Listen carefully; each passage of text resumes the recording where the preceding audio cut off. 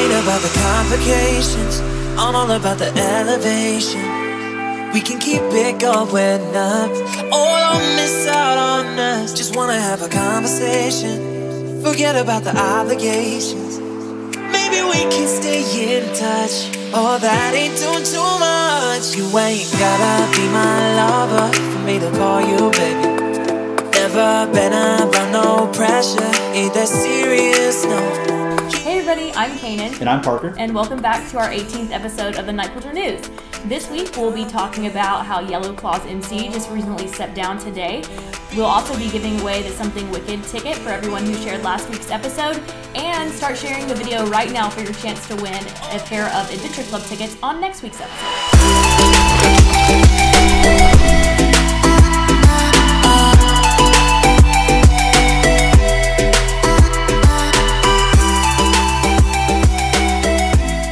We hope everyone had a really good, safe, and fun time at EDC over the weekend in Vegas. All the snaps and the videos, it was a lot of fun. We'll be talking more about that later in the show. We had a really good time here in Houston with our Electric Foam on Friday. That was super hyped. And Saturday with Blaster Jacks put on a really good show. We also had Bixel Boys and Hunter Siegel, who played Thursday, who put on a really excellent show. Yeah, I had the chance to sit down with the Bixel Boys after their set on Thursday to ask them a few questions. Let's check it out.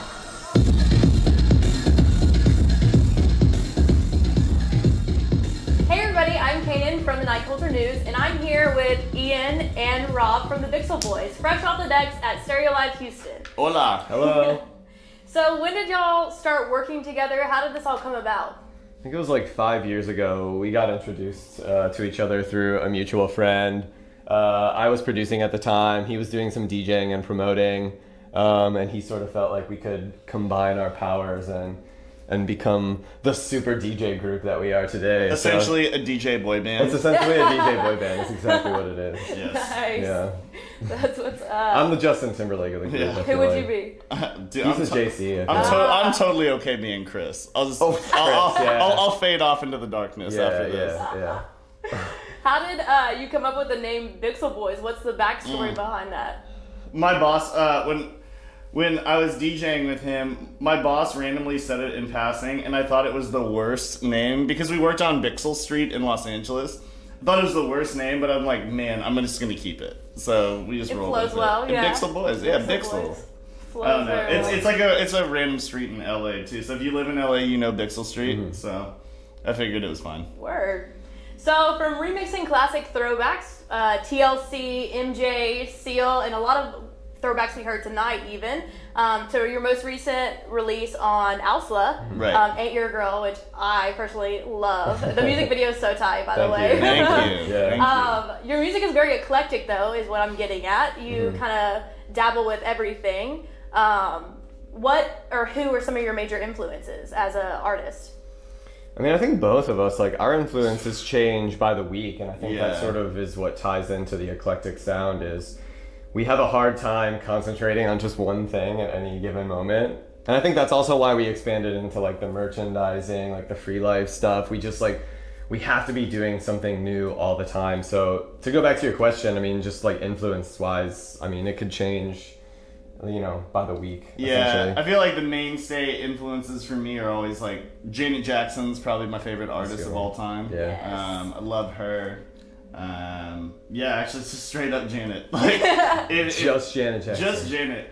Like if That's all you have to but say. at the same time, it's like I'm listening to so much. We're always listening to random shit. Like Rob, like I'll get in Rob's car and he's got like KCRW on. And he's like, "Have you heard this song?" I'm like, "No." But And we then- should remix it. But like, and then I'm listening to like punk records right now, and it's just like we're both so all over the place. Try and listen to a lot of non-dance music. You know Yeah. what I mean? Like, you forget that real music exists out Yeah. there. I You're like in a the real- I'm not bubble. saying that dance music isn't real music, like but I real mean, music. like, real music. You know Yeah, what I'm saying? yeah. Outside of the Outside of the electronic dance music. realm, Yes. you know? Bubble, yeah. So looking back at the very beginning of the group, how do you feel your path and your music has changed throughout the years? Would you say it's changed drastically? I think we never really pictured ourselves playing festival-y kind of stuff. And You played our Something Wicked festival. we 2 played years ago. Something Wicked, we played Coachella, we played, EDC, and like we never pictured ourselves there. So it was a bit of like a shock to be in those kinds of situations where the music calls for like really huge things. And I think for us, like, we prefer to be a bit more subtle, a bit more just like laid back in our approach. So it took a while for us to kind of like really find our stride in things like that. And now it's funny because we're getting back to it. Like, we got to play Movement this year, and that was just like kind of a nice. It was just like a game-changing kind of thing for us. So after we played that, it's just like now we just want to stick to our guns, and it's like we only play things we love, and we don't stray from that. And if it doesn't vibe with what's happening, then so be it, because you came to see us. Yeah. You know? Well, it's working, clearly. Right, yeah. It's obviously working very well.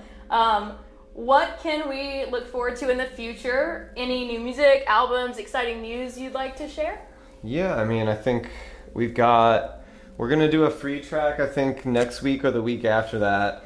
And then we decided to start this little project, talking about the Bloghouse thing. Oh, so yeah. we have this affinity towards the Bloghouse era. I'm not sure if you're like familiar with that, but I would say it's like 2007 to 2010 was about almost. the end of it. Yeah. Just like the way you got music back in those days was just through blogs and like Zippy share links and stuff, and it's sort of just like a reflection of those days. So like we decided we wanted to start a project where we actually created one of those old school throwback blogs. And then cool. We're going to be remixing our tracks and our friends' tracks and like sort of revamping them in a 2007 world. So the soundscape will sound like it came out years and years and years Sick. ago. Yeah. Nice. And we're going to try and run a whole page on that. So that'll be coming up in the next couple of weeks or so. Nice, Yeah. that's great. Very soon. Very, very soon. I'm Looking excited. forward to Yeah, it. That'll be really, really cool. Yeah. What would you like to tell your fans here in Houston? I would like to say, What's up, fans here in Houston? fans in Houston, I love Houston. Just I used to date a girl here. Shout out. Do you want to give a shout Shout out exes. All my exes live in out Texas. Shout out my ex from Texas. But You know who you are. I used to be here when I was in high school, and we would listen to the radio, and I used to listen to like DJ Michael Watts and fucking Chameleonaire and Paul Wall and Zero and all that shit, and that kind of music still gets me like going every time. I love chopped and screwed music. I love like DJ Screw shit. Yeah. Like, I love that stuff. So it's fun to come back here and like try to put on just like one or two. Like when we got to drop, it's like still tipping like just tonight. It's like it's fun to like watch the reaction for like a hometown track. And Houston is one of the few markets that remembers their real hometown songs. So shout out Houston just because y'all have dope music. Yeah. And we bring dope DJs. Yes, 100%. Well, this concludes our interview with the Bixel boys, Ian and Rob. Thank you so much for sitting down to chat. Thank you. Absolutely. And Thank you for that having was great. us. Hopefully we I had see a good you back. time. Yeah. Hopefully this we was come great. back. We'll Yeah. play all chopped and screwed next time. Yeah. Chopped and screwed today. You heard it. We're going to hold them accountable for that. Bye, guys.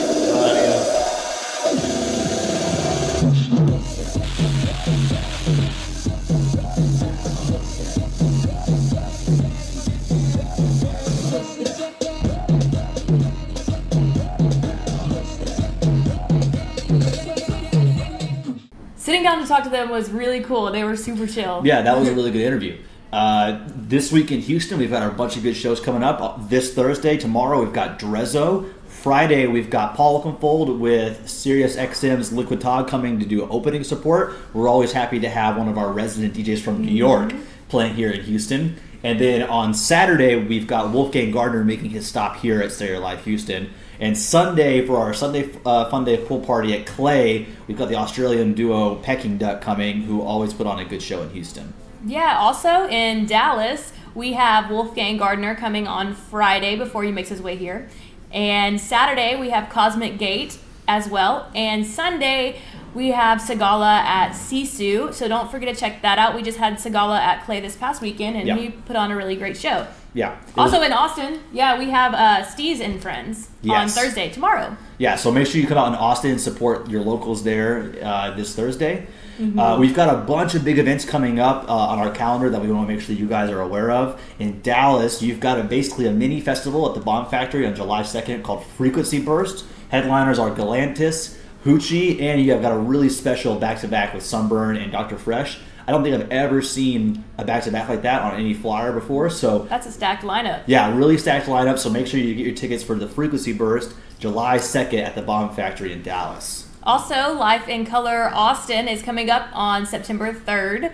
So be sure to get your tickets if you're planning on going to that before ticket prices raise. Yes, they will go up. It's Labor Day weekend, so that's going to be a really big show for us. And then, guys, we've been talking about it already, but Something Wicked tickets have been on sale. Our early bird tickets sold out. There still is GA VIP tickets available online. You can get them at somethingwicked.com or nightculture.com. This is the cheapest time to buy tickets, so if you don't get them now, you're only going to be paying more money later, and you know you're already going. Yeah. So make sure you get your tickets for that. So big on EDM topics that we have this weekend. Like I mentioned earlier, Yellow Claw's MC Busy stepped away to spend more time with his family, his wife, and his little boy. Yeah. It's sad to hear. We've had them at Stereo Live a couple times, but it looks like their show at EDC over the weekend will be their last show. Yeah, I don't think I'm the only one that's going to be saying this by saying this could be a positive thing for Yellow Claw. I always felt like the MC was on the mic way too much during their sets. So hopefully good things come for them. They've already posted that they're going to continue to make music and tour. So that's good. Yeah, at least they're not stopping completely. So be on the lookout for Yellow Claw with maybe a new MC or no MC. We'll find out. Guys, over the weekend there was a crazy thing that happened at this festival called What So Festival in Oregon. The DJ duo Hippie Sabotage. They were known for Stay High remix they did. That's how I knew them, at least. They blew up for that. Yeah, people say their music is really good, but it looks like they had a major meltdown over the weekend. That's an understatement. Yeah, if you guys catch the video, from what I understood, they got really hyped and they were just being really negative on the mic in front of a crowd, and a lot of people were asking them to stop, so they eventually got so hyped that the security was going to escort them off. And they ended up having a fight with security. They put security in a chokehold. It was a really crazy video. Yeah, the video's out there. Go watch it if you haven't. Yeah, check it out if you haven't seen it. It's really sad because it looks like they are talented DJs. Yeah, some Jerry Springer stuff. But they need to get their act together. It's also crazy that they didn't even put out any kind of apology or anything. The only post they've said now is Portland will be back soon. So yeah, you would think after that video went viral that you would at least apologize, kind of help your image a little bit. Yeah, a little accountability goes a long way in these kind of situations. I feel like no shame in their game. I feel like. Yeah, but we'll see what happens with them. Make sure you stay tuned for updates on that. Guys, like we mentioned before, EDC weekend just finished. It was completely sold out. It looks like dance music is still living huge all around the country, so we're really happy about that. Number of rests and medical calls were all down across the board from the past year, so those are all good news items to come from EDC. There was a bunch of crazy things that happened. There was a big heat wave going on, so that the heat was an issue. One of the bass pod stages actually caught fire right after Excision's set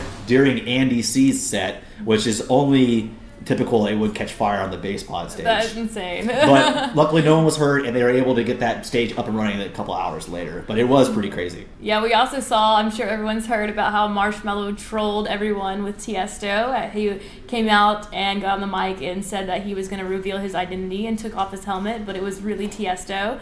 Yeah, I mean, if anyone who really knows what's going on with Marshmello knows that it isn't Tiesto who is Marshmello, but he stole the show. Of course, Deadmau5 had something to say about it. Deadmau5's talking about him. So, a way to go for Marshmello, figuring out ways to always steal the spotlight.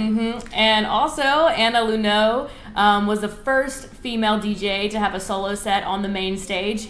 She's personally one of my favorites. She was dropping Shiva San and Gus Haffelstein, which I loved listening to. Yeah. I'm so proud of her for her career enhancing that way. And Seven Lions also played a secret psytrance set on the art car as DJ Spin. Yeah, that was probably one of the most talked about things as well, is that no one even knew he was playing until he was finished, and he got off and I was like, "You're Seven Lions." Yeah, surprise. So that's pretty cool. It's always a reminder that you should check out the unknown names on festival lineups, because you never know who you're going to catch. Very true. Playing a new alias. Very true. Yeah.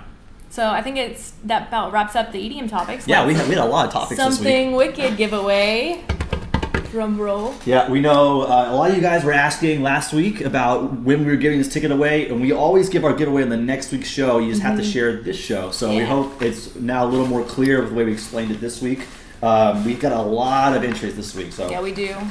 Good luck to everyone. Everyone's changing their privacy settings, we see. Yeah, good luck to everyone right now.